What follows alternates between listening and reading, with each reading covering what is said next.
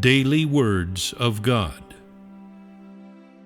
In your seeking, you have too many individual notions, hopes, and futures.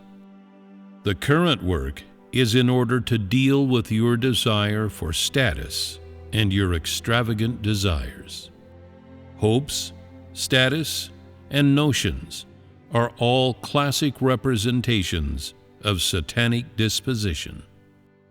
The reason that these things exist in people's hearts is entirely because Satan's poison is always corroding people's thoughts, and always people are unable to shake off these temptations of Satan. They are living in the midst of sin, yet do not believe it to be sin. And still they think, we believe in God, so He must bestow blessings on us and arrange everything for us appropriately. We believe in God, so we must be superior to others, and we must have more status and more of a future than anyone else. Since we believe in God, He must give us limitless blessings. Otherwise, it wouldn't be called believing in God. For many years, the thoughts that people have relied upon for their survival have been corroding their hearts to the point that they have become treacherous, cowardly, and despicable. Not only do they lack willpower and resolve, but they have also become greedy, arrogant, and willful. They are utterly lacking any resolve that transcends the self, and even more, they don't have a bit of courage to shake off the strictures of these dark influences. People's thoughts and lives are so rotten that their perspectives on believing in God are still unbearably hideous. And even when people speak of their perspectives on belief in God, it is simply unbearable to hear. People are all cowardly, incompetent, despicable, and fragile. They do not feel disgust for the forces of darkness, and they do not feel love for the light and the truth. Instead, they do their utmost to expel them. Are not your current thoughts and perspectives just like this? Since I believe in God, I should just be showered with blessings, and it should be ensured that my status never slips, and that it remains higher than that of non-believers. You have not been harboring that kind of perspective within you for just 1 or 2 years, but for many years. Your transactional way of thinking is overdeveloped. Although you have arrived at this step today, you still have not let go of status, but struggle constantly to inquire about it and observe it daily, with a deep fear that one day your status will be lost and your name will be ruined. People have never put aside their desire for ease. So, as I judge you thus today, what degree of understanding will you have in the end? You will say that although your status is not high, you have nonetheless enjoyed the elevation of God. Because you are of lowly birth, you do not have status, but you gain status because God elevates you. This is something He bestowed upon you.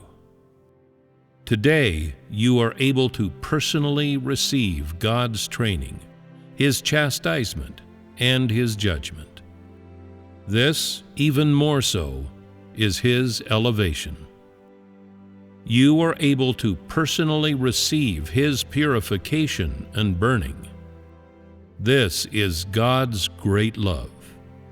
Through the ages, there has not been a single person who has received His purification and burning, and not a single person has been able to be perfected by His words.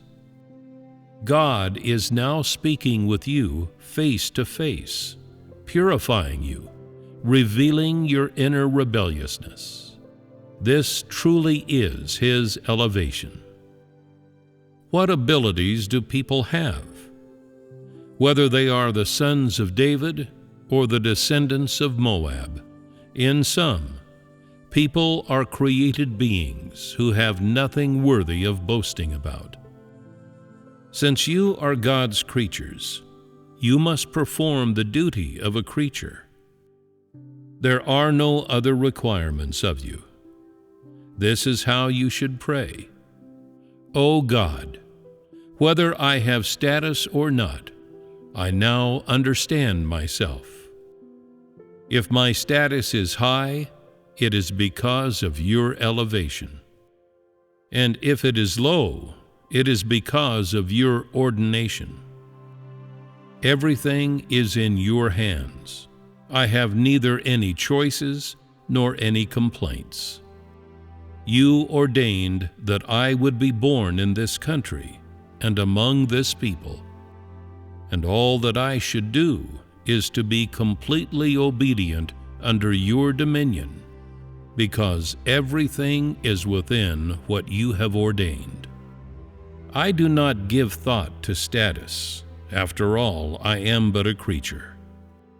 If you place me in the bottomless pit, in the lake of fire and brimstone, I am nothing but a creature. If you use me, I am a creature.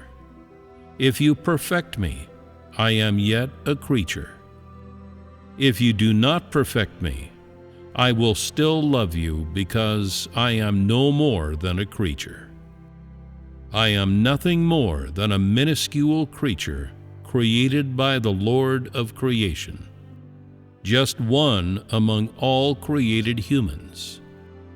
It was you who created me, and now you have once again placed me in your hands to do with me as you will. I am willing to be your tool and your foil, because everything is what you have ordained. No one can change it. All things and all events are in your hands. When the time comes that you will no longer give thought to status, then you will break free from it. Only then will you be able to confidently and boldly seek, and only then can your heart become free of any constraints. Once people have been extricated from these things, then they will have no more concerns. What are the concerns for the majority of you right now? You are always constrained by status and constantly concerned over your own prospects. You are always turning the pages of God's utterances, wishing to read sayings concerning mankind's destination, and wanting to know what your prospects are and what your destination will be. You wonder, do I really have any prospects? Has God taken them away? God only says, I am a foil. What, then, are my prospects? It is difficult for you to put aside your prospects and destiny. You are now followers, and you have gained some understanding of this stage of work. However, you have still not put aside your desire for status. When your status is high, you seek well.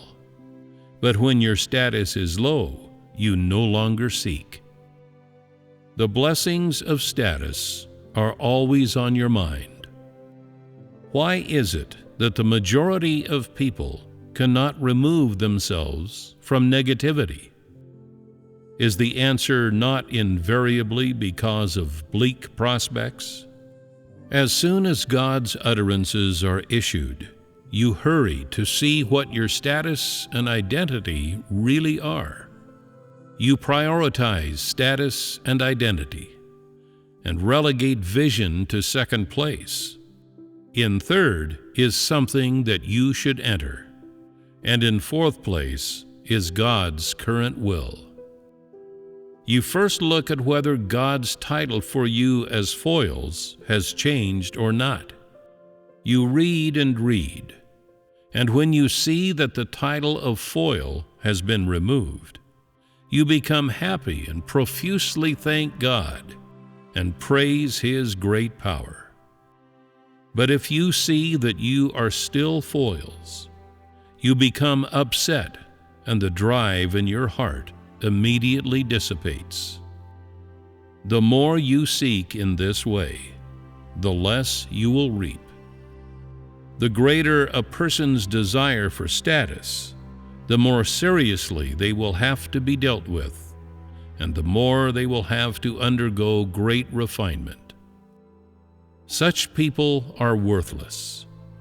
They must be dealt with and judged adequately in order for them to thoroughly let go of these things. If you pursue this way until the end, you will reap nothing. Those who do not pursue life cannot be transformed, and those who do not thirst for the truth cannot gain the truth. You do not focus on pursuing personal transformation and entry, but focus instead on extravagant desires and things that constrain your love for God and prevent you from drawing close to Him. Can those things transform you? Can they bring you into the kingdom?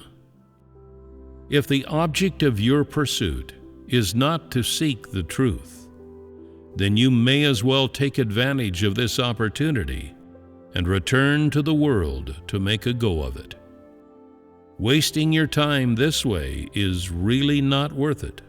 Why torture yourself? Is it not true that you could enjoy all sorts of things out in the beautiful world? Money, beautiful women, status, vanity, family, children, and so on. Are these products of the world not the best things that you could enjoy? What use is it to wander around here looking for a place where you can be happy? The Son of Man has nowhere to lay his head. So how could you have a place of ease? How could he create for you a beautiful place of ease?